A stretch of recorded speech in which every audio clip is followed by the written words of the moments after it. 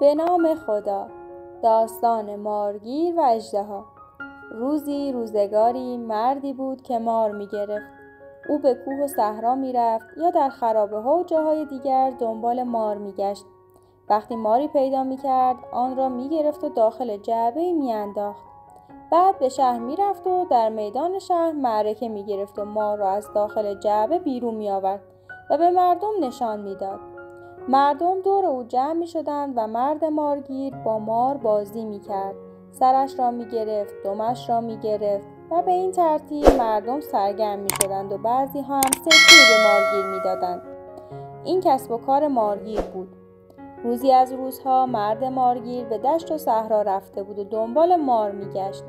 می خواست مار عجیبی پیدا کند تا مردم بیشتر دور او جمع شوند. هوا خیلی سرد بود و بعضی جاها برف روی زمین نشسته بود. مارگیر همانطور که راه میرفت و زیر سنگ‌ها و پشت بوته‌ها را نگاه می‌کرد تا بلکه ماری پیدا کند. ناگهان چشمش به اژدهایی افتاد که بی حرکت و ساکت روی زمین افتاده. مارگیر با اینکه کارش گرفتن مار بود و سالهای سال با انواع و اقسام مار زندگی کرده بود، از دیدن اژدهایی به آن بزرگی ترسید و چند قدم به عقب رفت. مارگیر سپس در چند قدمی اژدها ایستاد و خوب به آن نگاه کرد. او منتظر بود که هر لحظه اژدها به حرکت درآید و به طرف او حمله کند.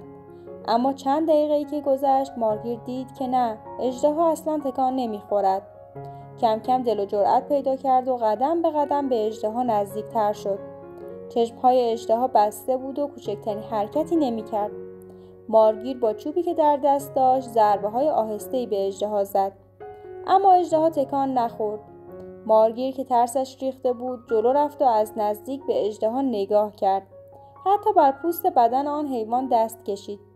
نه، اژدها تکان نمیخورد. شما حتما میدانید که حیوانهایی مثل مار و بعضی از خزندگان دیگر در سرما بیحال میشوند و به خواب زمستانی میروند. انگار که مردند.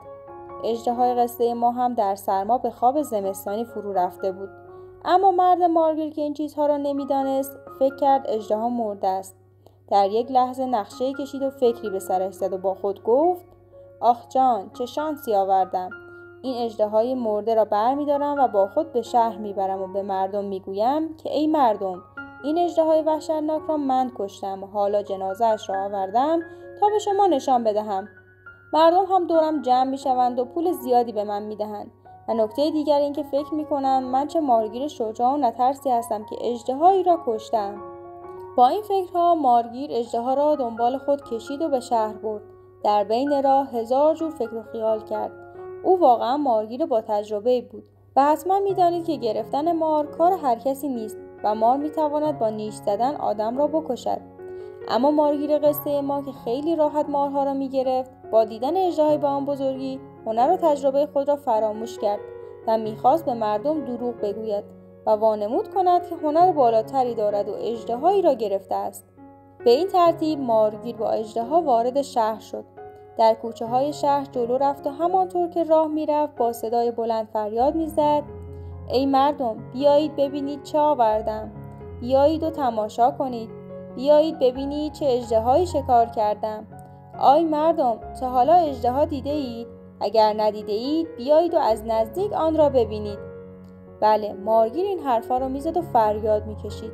او خبر نداشت که اژدها نمرده و در خواب زمستانی است و اگر هوای گرم به بدنش بخورد و ساعتی آفتاب بر بدنش بتابد بیدار میشود و او را میبلعد و یک لقمه چپش میکند. هوای شهر گرم بود و با هوای کوهستان فرق داشت. گرمای شهر کم کم بدن اژدها را گرم کرد.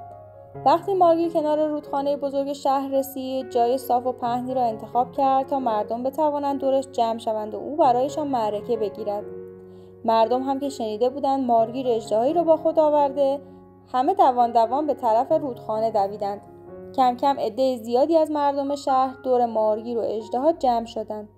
مارگیر برای اینکه معرکه‌اش گرمتر شود و اشتیاق مردم برای دیدن اژدها بیشتر شود، روی اژدها را با پوستین و لباسهای خود پوشانده بود.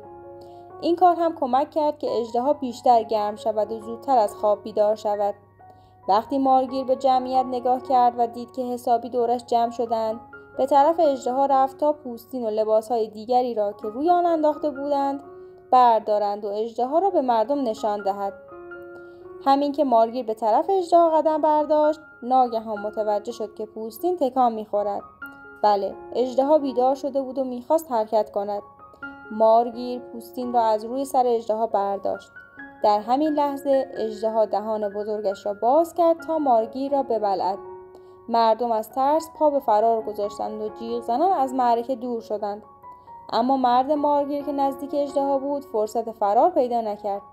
اژدها جستی زد و مارگیر دروغگو را بلعید و به این ترتیب مارگیر قصه ما فدای دروغگویی خود شد. اژدها به طرف کوه و دشت حرکت کرد. امیدوارم از شنیدن این داستان لذت برده باشین. لطفاً کانال ما رو سابسکرایب کنید و با لایک هاتون ما رو برای ادامه مسیر حمایت کنید. دوستیمون پایدار.